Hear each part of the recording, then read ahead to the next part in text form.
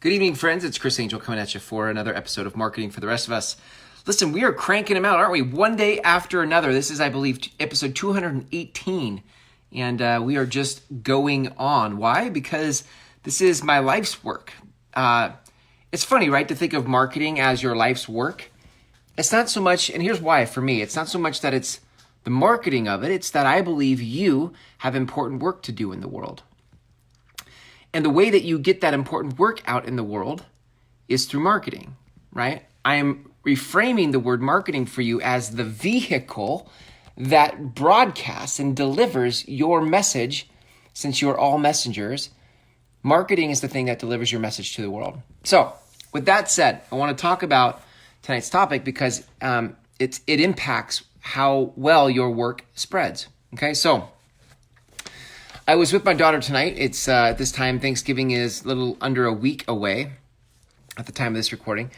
And we were planning out the dishes we were going to use to hold a buffet of food on Thanksgiving. Now, it's just the four of us, my son, my daughter, my wife, and myself having Thanksgiving. And we were, my daughter came down to the computer and printed off a bunch of little images, icons of the different things. So we had like steak, and she had like potatoes and beans and stuffing and all sorts of stuff. And so she cut them into squares, and then we put those on the different plates. We were trying to plan out.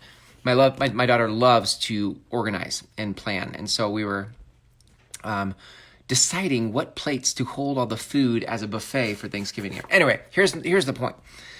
We were writing on the back of these little squares of food pictures for what plates. And what was interesting to me was my first thought was just, okay, we put the pictures on the plate so that we knew what kind of plate we were going to use for what food, and I was going to like, okay, we're done. We figured it out. We figured out what plate we're going to use.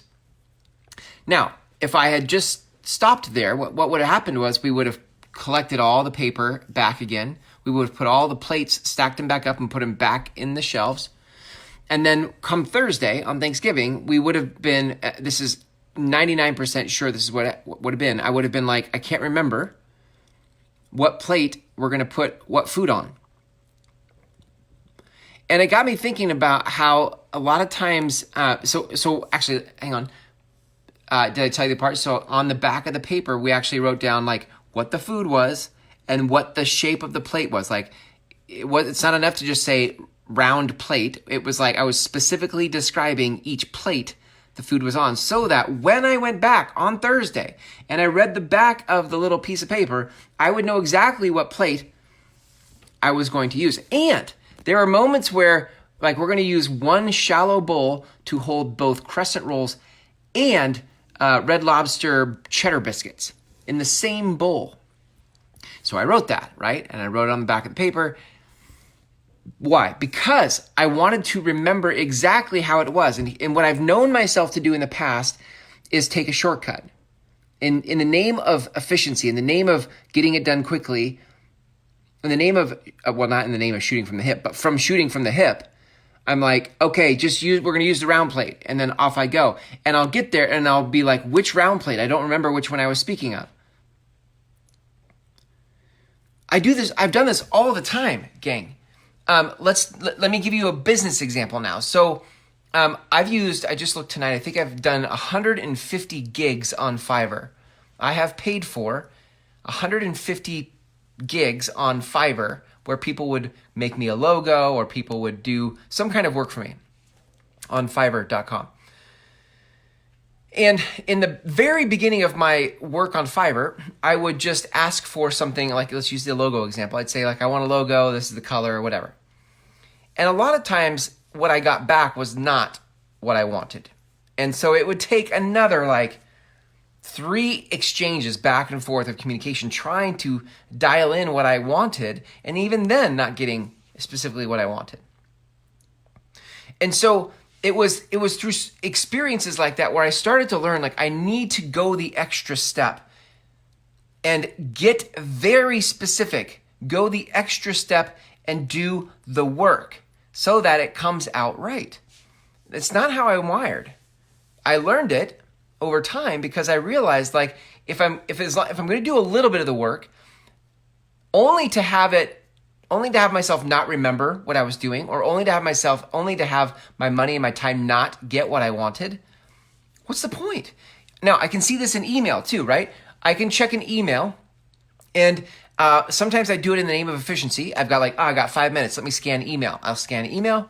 I'll look at them, but then I don't respond. And then it's like, if I come back to it later in the day, I have to read the whole email over again and then collect my thoughts and respond. So why did I read it in the first place? I didn't go the extra step.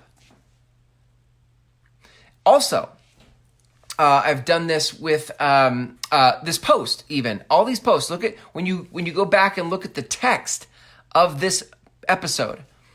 I sit there, and when I first started these, I just did a headline. But what I realized was that if I would add more context in the description, one, that would be good for you. Two, it's good for search engines. As much as I rag on search engines and algorithms, I'm not a dummy. Like, I know I can put some of that in there, and maybe if the digital gods see favor on me, maybe my descriptions over time in a body of work add up to something. I have no idea. It's a crapshoot, right? It's a crapshoot. But I took the extra time to put it in there because I feel like that's the right thing to do. So here's my question for you. There are lots of places in your life. Maybe it's in your marketing, in your business. Could be in your relationships.